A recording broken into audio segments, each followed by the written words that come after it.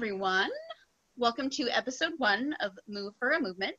I'm so excited to have Heather Bryce with me today. She's done such wonderful work, a lot focusing on aging and memory and how memory plays into our lives at all ages. She also does a lot of wonderful work teaching out in communities with various populations, especially elders, which is an often overshadowed population in our world. Just read a little bit of her credentials. Miss Bryce is founder and director of Bryce Dance Company.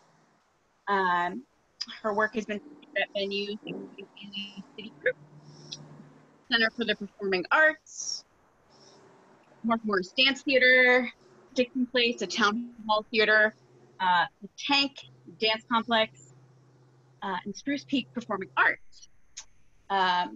She currently works as a teaching artist for Alvin, Ailey American Dance Theater and Lincoln Center Education. She holds an MFA in Interdisciplinary Arts from Goddard College. So, first off, how you doing? How you doing through this great COVID world? I'm hanging in there. Thank you so much for having me, Kathryn. This is fantastic, and I'm really excited that you're starting this new project. Yay, congrats to you. Thanks for having me as your first guest. Absolutely. I am in North Carolina now. I moved here in March when the day that we found out schools were closing.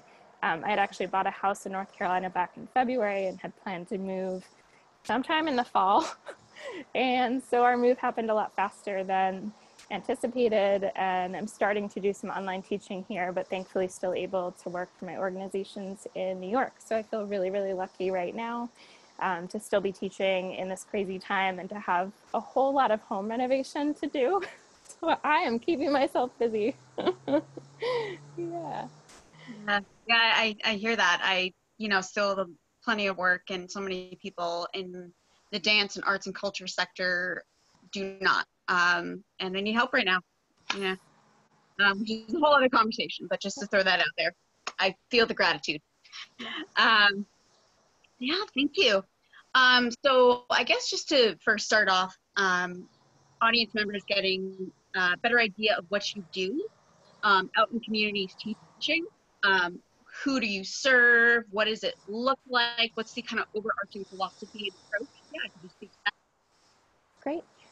So my main focus right now, well, I teach everyone. I teach, go back, start again. I teach everyone. I teach little ones all the way up. I think my oldest student recently was 104 years old. So there's a super wide range of people that I work with. I mostly am based in modern contemporary. A little bit of ballet, a little bit of jazz, a little bit of West African is incorporated into my teaching work, but for the most part, my genre is modern and contemporary. One of my passions is working with people who have memory loss and dementia.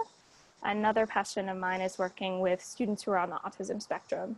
So recently I had this amazing opportunity through a friend of mine, colleague of mine from Lincoln Center, to offer free programming for students of all ages who had autism, and their families could come in as well.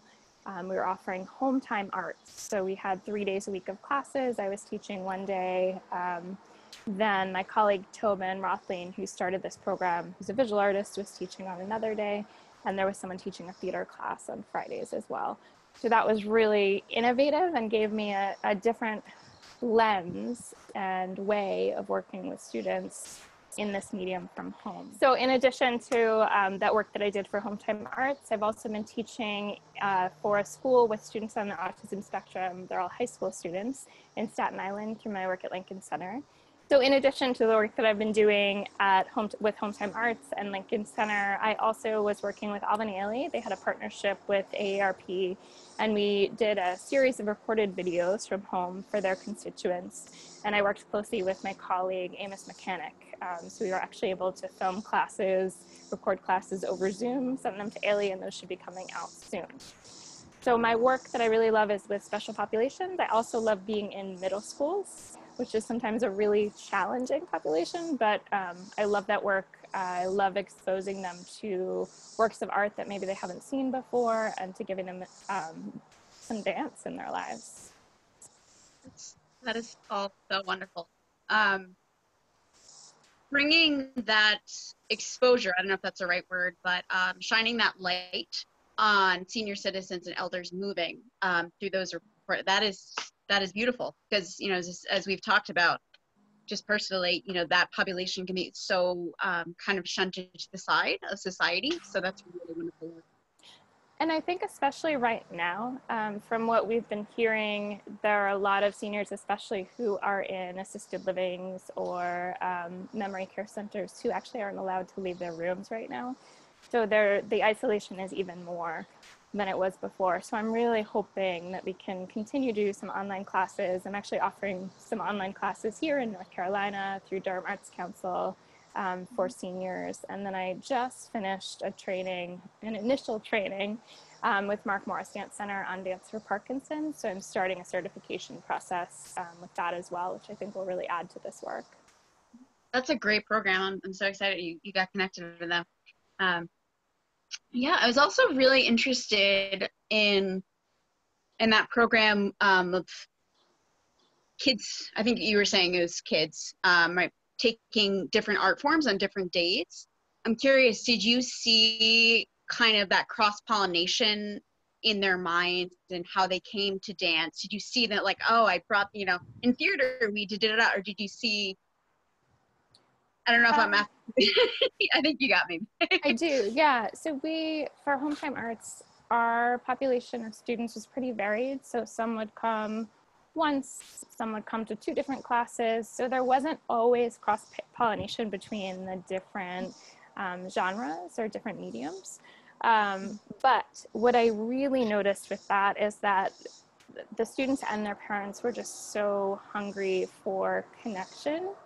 And I think I had kind of discounted how important that was, and how even doing this through Zoom, right, we're making a real connection to home, to the students, to their lives.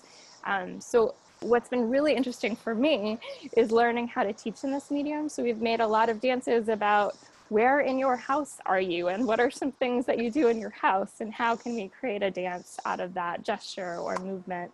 A lot of the students that I worked with in that program were also nonverbal.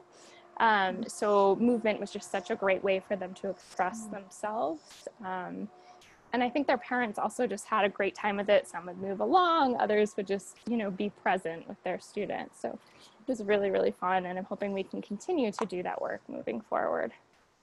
That's amazing. Yeah, and it's relatable experience to everyone. I'm sure plenty of audience members like, where am I dancing in my home today? Where am I making it work? Yeah, this time has been so interesting for that. I've taken classes that I didn't have access to necessarily before because of my schedule or because they weren't in New York City. So the opportunity to take classes in this format has kind of both expanded possibilities and made things a whole lot smaller at the same time. You know, it's very different. Yeah. And I'm curious to hear what you have to say about, it's sort of self-evident to me, but how do you see what you do making a difference out in communities? Like, how can you point and say, like, that's the tangible, like, that's why we should put money into this. That's why it matters. That's why these programs should remain and be strengthened and be more numerous, right? I'll start with the work with seniors that I've done through different organizations. For the senior work, I feel like one of the most beneficial things, I mean, there's so many, but one of the most beneficial things is that sense of community that they're building.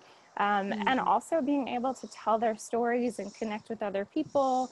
I think that makes their quality of life much better, because sometimes even before COVID, people who are older can be a bit isolated. So having a class to come to once a week where they're able to really engage and also be in their bodies and not so much in their heads can really help.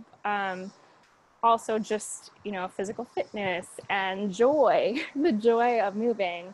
I think all of those things can extend life and also cut down sometimes on falls or on balance issues or depression, right? So I think, and of course I'm not an expert in those areas. I do what I do through dance. But I've seen that work, and I've talked to seniors who said that was part of their experience, that maybe they're not using their walker as much, or their quality of life has increased because of these human connections that they're making to others in their communities. Sometimes their families would come and see them, in an informal showing at the end of our residency. So there's also that sense of pride and connection to family. So I really think investing in the arts right now for all populations is in some ways going to be our way back, finding ways for people to express what all of this has been and make human connections again, in a safe way. 100%. And speaking of Mark Morris, that's actually exactly what Michael Novak said when I interviewed him on just what is dance right now? How can we step forward? How can we make adjustments we need to keep the mission going? Right? And that's exactly what he said, is we're going to need the expression to handle all of this, frankly. Yeah, and we don't know how long this is going to last. So I think, I know I'm personally hungry for ways to be with other people, and be in communication with other people and be moving with other people. And, yes, I dearly, dearly miss being in person with my company in the studio. But the chance to dance online with other folks has just been such a light point for me in all of this. So I think the arts in general can bring that to other people, maybe who haven't tried working in the arts before, or haven't tried taking a class before. I think that it's a pretty universal language of expression, that's going to be empowering and powerful moving forward. Also with the state of things in our world right now, with looking at social justice and everything that's happening, protests for Black lives. I think that art can also be a vehicle for bringing community together. We actually I'm going to back up for a second. We just had it's still happening in my town of Graham, North Carolina. They just put up a town-wide art exhibition for Black artists who are in the community. And there's writing up as well that kind of talks about who they are. There are ways to contribute to donate to their personal Venmo accounts and things like that, so that we can support those artists in the community even now, and we get the chance to enjoy their work and hear their perspective and hear their stories. So that too, to me, is just so important. I think we can do more of that moving forward. 100%. Yeah. Yeah, I think art can tell those stories. It's an opportunity for people who don't normally have a voice, like we were saying with elders, to really have a voice out there, right? And it can be a balance of like what's voyeuristic, what's like exoticizing, what's taking advantage. It's like, how do we really give that voice? How do we lift up? An important and ongoing conversation right now. Yeah, I think the idea of amplification is so important, that, everyone, we have voices. We all have a voice. Some people may ignore certain people's voices because of their backgrounds or where they come from. So the idea of amplifying that message and giving information to other people about events like that are happening, or about artists who are working in the community, or doing performances, if we can amplify those voices and lift them up, I think that's a really positive way forward. Yeah, and I've heard about neuroscience showing that, neuroscience research, that when you can put something into a story, it can sort of let guards down, which I think is one reason why art can be so powerful. Yeah. I'm also curious, you have lived in several different locales in your work as a teaching artist, as a choreographer. I'm curious about, has that kind of broadened your perspective in certain ways that's beneficial to your work? What are those pros and cons? Could you speak to that? Yeah, each of the communities that I've worked in has been very, very different. So after college, I lived in Boston and I was a teaching artist there, and also worked in early intervention, and worked with, as a consultant, observing different curriculums and giving feedback on them.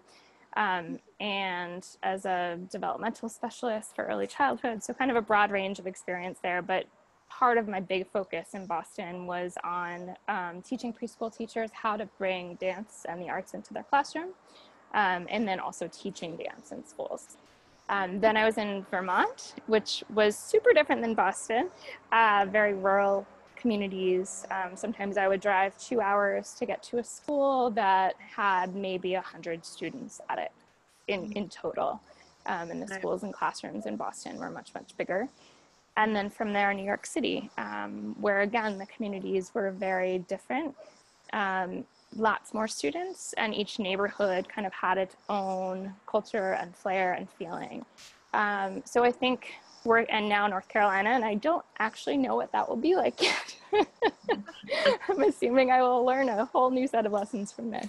But yes, I think the ability to go into schools and see all of the similarities and differences that students have in every single classroom, and being able to work towards with their strengths, right? So being able to identify strengths, work with those strengths and build on them, because every classroom that I've gone into, every student has strengths, right? And I think we often, in bigger classrooms, it can be hard to see individual students and to really get to know them, meet their needs, and work with them in a way that builds on those strengths. But the more you do it, the more practice you have with it, and the more you can take time to meet each student where they are and go from there, the more success they have, right? So it's about empowering in every circumstance. I don't know, I'm trying to think of what other lessons I've learned from being just in different geographical areas. And I think being curious about the context, that's definitely something that's come up for me. So right now I'm doing a whole lot of research on the context of the county in North Carolina that I moved into. What's the history of the schools here? What is Durham like? What are some of the historical issues that they've had? Just to try to get a sense of that before I walk into a classroom. And I think I've done that most places that I've gone. Because there's already, in every school, in every community, there's already a history there that's rich and that we can continue to build on if we know and take the time to find out what that is. I think also working in New York City schools made me much more focused on how do I make sure that I'm not bringing my own unconscious bias into the classroom. And that's something that we've worked on a whole lot at Lincoln Center, to look at what are those biases and how can we recognize them, and then make sure that they're not impacting our teaching, and that we're really educating ourselves, getting as much information as we can, learning from that, and then continuing to improve our teaching practice. Yeah, that's so interesting. And I think that's such a great practice to learn about the context of where you are, and what you're going into. Because then that brings a sensitivity, like you understand why things might be a certain way as you see it. And as you're talking, I'm also hearing a sort of inner and outer, inner working on yourself as an artist and as a person. At Lesley, where I went to grad school, we would always say self is instrument, right? It's like, look, work on yourself, and then you'll just know what to do when the time comes. Yeah. And it seems like you have a consciousness of that, but also being highly attuned to where you are, what that context is, and bringing yourself in there in a way that's appropriate and helpful and sensible. Yeah, I was actually listening recently to a keynote address by Dr. Chris Emdin, and he was talking about how when we bring our full selves into the classroom and into our students, and when we see ourselves as art, then we can help students see themselves as art. But unless we bring our full selves and see ourselves that way, we can't help our students get there either. So yes, I think especially right now, it's a great time to kind of go in and reflect while at the same time doing the work that needs to be done. Ourselves as art. That could be a whole other like hours long discussion. That's such a striking concept. I highly, highly recommend looking up the work that he's done. I think you can find some of his work and talks online as well. So yes, Chris Emdin, Dr. Chris Emdin. That again for our audience. Who is that? Dr. Chris Emdin. Perfect. Amazing. I'll have to for sure. Yeah, I think last question I have, COVID times, hashtag quarantine. Like we were speaking about a little, so many challenges for this field, for dance and doing work out in community, because it requires being present with people, right? But I have just seen so many ways that companies have stepped up. And like you've said, you've been able to take classes that you weren't able to take before. And I know that's true of me as well. Could you speak to perhaps challenges you faced, ways you've adapted, how you kind of made it work in this moment, to, take the Tim Gunn phrase? Anything like that that resonates with you that you'd like to speak to? Yeah. This was a really strange year for me because we were supposed to finish in New York City with a final performance with the company as it was. And it was something that I felt like we were building to, and we were going to share a whole lot of rep that hadn't been seen before and some new work.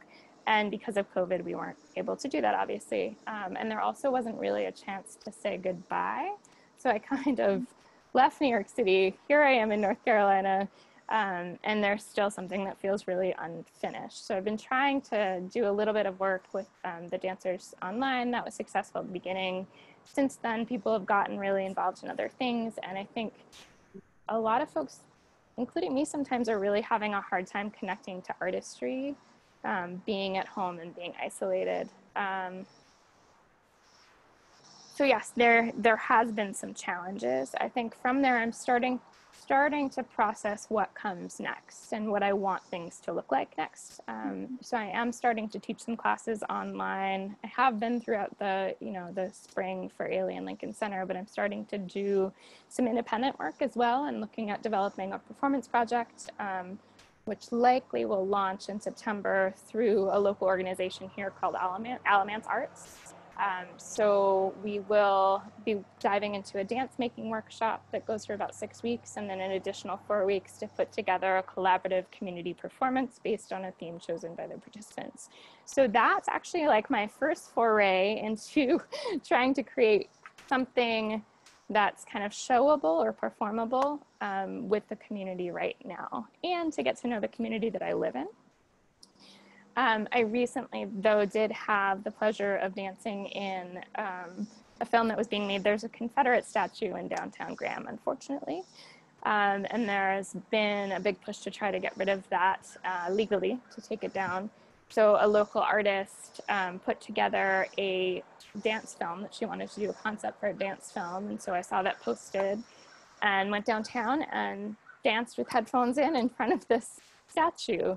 Next to a sign that said "Love Graham," which is kind of the saying in this community that love always wins, right? That's the sign says. So the sign says "Love always wins," and one of the kind of sayings here is "Love Graham." So dancing next to this "Love always wins" beautiful painting with the Confederate statue in the background, envisioning how can this community move past this and do the healing that it needs to do. And I just thought it was so beautiful that this woman put together, her company is called Make. It's a collaborative theater and dance company based here in Graham. But it's beautiful that she had this idea of turning real hurt and challenge and conflict into something that will be beautiful. So that's been my first kind of foray into performance here. But I do think there's a lot of potential, and I think that I know I'm really hungry for getting back into the studio when it's safe to do so, and I don't want to get back into the studio before then, or even teach classes outside before then. I feel like we need to be patient right now, and it's also a great time to kind of scheme and think and develop something new. Totally, 100%. That sounds like an amazing project. Is that available publicly online, or can it will be? It has not come out yet, and I'm really excited to see it when it does. So I will send it out to you, and you can send a link out to folks as well. Absolutely. Keep us posted. Yes. But yeah, I do feel hopeful. I feel like, yes, this has brought to light a whole lot of challenges that we need to face as a country and in the world. I think it also shows that we need empathy and we need human connection and we need to be able to understand each other's perspectives and believe in facts. But I think, you know, a lot of those things are what art education is really good at doing. So I do have hope. It's been exciting to see a lot of my students this past year making art in a really, really challenging time and doing that on their own. So I think things will change and things will get better. At least I have to think that. And I'm excited to see what comes after this challenging time once we can get through it and really come back together with a focus on community. Yeah, I love that. And you're speaking about Dr. Cornell West separates optimism and hope. It's like optimism, maybe not, because if, you know, things look bleak, you might not be optimistic, but you can have hope. Because hope is that action, right? Choosing to come at it with a perspective of hope that you can work for it, you can act for it, and things can improve. Yeah, they will. We need to do the work, but yes, I think being hopeful is a positive right now. And there's reason to be. Thank you so much for having me, Kathryn. This has been really fun, and it's so nice to see you in this way. And we're both in very different places. Great to connect. So wonderful to connect. Yeah, thank you for doing this. Thank you so much. Make sure please to like and subscribe, and we'll be back with more episodes soon. Bye, everyone. Thank you so much for tuning in.